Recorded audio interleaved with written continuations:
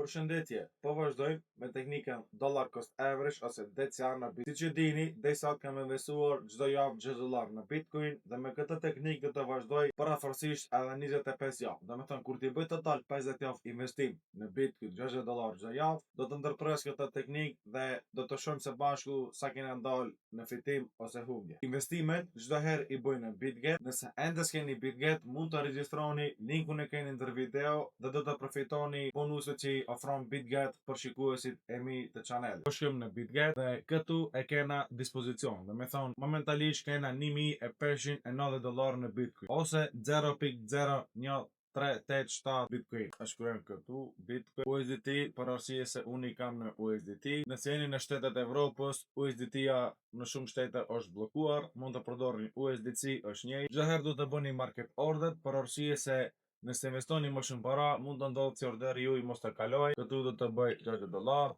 buy Bitcoin. Mundeni me pa që orderi jon i Bitcoinit ka kaluar me sukses. Faleminderit dhe mirë pafshim deri në radhës DCA në Bitcoin.